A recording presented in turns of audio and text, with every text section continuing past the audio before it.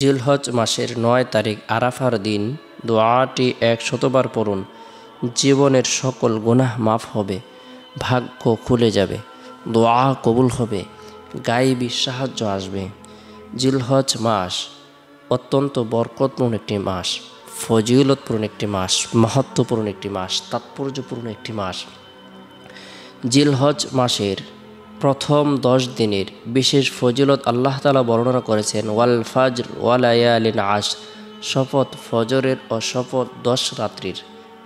এর দ্বারা জিলহজ মাসের প্রথম 10 দিনের ফজিলত বুঝিয়েছেন। রাসূলুল্লাহ সাল্লাল্লাহু আলাইহি সাল্লাম ইরশাদ করেছেন, মা মিন আইয়ামিন আহাব্বু ইলাল্লাহি আন ইউতআবদা লাহু ফিহা মিন আশারি জিলহিজ্জা। আল্লাহ তাআলার নিকট জিলহজ মাসের প্রথম 10 দিনের ইবাদত অপেক্ষা অধিক পছন্দনীয় আর কোনো ইবাদত নেই। সুবহানাল্লাহ। বিশেষ করে 9 জিলহজ আরাফার দিন কোনো ব্যক্তি যদি নফল ইবাদত বন্দেগী করে, নফল নামাজ পড়ে, কোরআন তেলাওয়াত করে, জিকির আজগার করে, তাসবিহ তাহলিল পাঠ করে, আল্লাহ পাক রব্বুল আলামিন অজস্র কল্যাণ প্রদান করবেন, তার জীবনের সকল গুনাহকে মাফ করে দেবেন। কোনো ব্যক্তি যদি 9 জিলহজ আরাফার দিন রোজা রাখে, রাসূলুল্লাহ সাল্লাল্লাহু আলাইহি সাল্লাম ইরশাদ করেছেন, সিয়ামু ইয়াউমি আরাফাতা ইন্নী আহতাসিবু আলাল্লাহি আন ইউকাফফিরা সানাতাল্লাতী ক্বাবলাহু ওয়া সানাতাল্লাতী বা'দা। যে ব্যক্তি 9 জিলহজ আরাফার দিন রোজা রাখে, আমি আল্লাহ তাআলার দরবারে আশা রাখি আরাফার দিনের রোজা রাখলে তিনি পূর্ববর্তী পরবর্তী 1 বছরের গুনাহকে মাফ করে দেবেন। সুবহানাল্লাহ। অপর এক বর্ণনা এসেছে, যে ব্যক্তি আরাফার দিন 9 জিলহজ রোজা রাখবে, আল্লাহ তাআলা তাকে এত বেশি নেকি প্রদান করবেন, 2000 গোলাম আজাদ করার নেকি প্রদান করবেন, 2000 উট কুরবানি করার নেকি প্রদান করবেন, 2000 ঘোড়া বাহন হিসেবে আল্লাহর রাস্তায় দান করার সওয়াব প্রদান করবেন। আল্লাহ তাআলা তার 2 বছরের গুনাহকে মাফ করে দেবেন। সুবহানাল্লাহ। আমরা প্রত্যেকে চেষ্টা করব আরাফার দিন নফল রোজা রাখার জন্য। আরাফার দিন আল্লাহ তাআলা দোয়া কবুল করে থাকেন। আরাফার দিন অসংখ্য অগণিত নারী পুরুষদেরকে আল্লাহ তাআলা জাহান্নাম থেকে মুক্তি প্রদান করে থাকেন, তাদের জীবনের সকল গুনাহ খাতা আল্লাহ তাআলা মাফ করে দেন। বরকতপূর্ণ এই দিনে আমরা প্রত্যেকেই চেষ্টা করব নফল রোজা রাখার জন্য।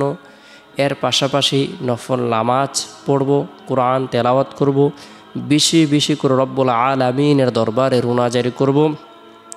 বরকতপূর্ণ এই দিনে গুরুত্ব সহকারে আমরা এই দোয়াটি 100বার যদি আমল করি, আল্লাহ তাআলা আপনার আমার জীবনের সকল পেরেশানি দূর করে দিবেন।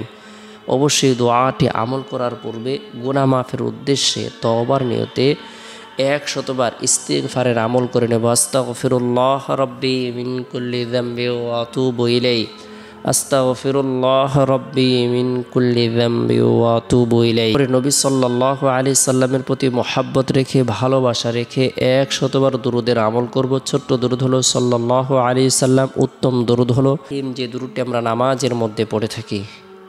এরপর গুরুত্ব সহকারে রাসূলুল্লাহ সাল্লাল্লাহু আলাইহি সাল্লাম নিজে যে দোয়াটি আমল করেছেন, আরাফার ময়দানে হাজী সাহেবদেরকে দোয়াটি আমল করার ব্যাপারে উৎসাহ প্রদান করেছেন, সেই দোয়াটি আমরা আমল করব। 100বার লা ইলাহা ইল্লাল্লাহু ওয়াহদাহু লা শারীকা লাহু লাহুল মুলকু ওয়া লাহুল হামদু ওয়া হুয়া আলা কুল্লি শাইইন কাদির। লা ইলাহা ইল্লাল্লাহু ওয়াহদাহু লা শারীকা লাহু লাহুল মুলকু ওয়া লাহুল হামদু ওয়া হুয়া আলা কুল্লি শাইইন কাদির। কোনো ব্যক্তি যদি বরকতপূর্ণ এই দোয়াটির আমল করে, এরপর রব্বুল আলামিনের দরবারে 9 জিলহজ আরাফার দিন গুনাহ মাফের উদ্দেশ্যে দোয়া করে, হায়াত বৃদ্ধির উদ্দেশ্যে দোয়া করে, রিজিক বৃদ্ধির উদ্দেশ্যে দোয়া করে, আল্লাহ তাআলা তার সকল ধরনের চাওয়া পাওয়াগুলোকে পূরণ করে দিবেন, পেরেশানিকে দূর করে দিবেন, দোয়াকে কবুল করবেন। আমরা এই আমলগুলো করার জন্য চেষ্টা করব। আর আরাফার দিন যারা রোজা রাখে তাদেরকে কেউ যদি ইফতার করায়, সে রোজাদারের সমপরিমাণ নেকি লাভ করবে। তাই আমরা রোজাদার ব্যক্তিদেরকেও ইফতার করার জন্য চেষ্টা করব। আল্লাহ তাআলা আমাদের সকলকে গুরুত্ব সহকারে বরকতপূর্ণ এই দিনে আল্লাহর ইবাদত বন্দেগী করার এবং বরকতপূর্ণ এই দোয়াটি আমল করার তৌফিক দান করুক।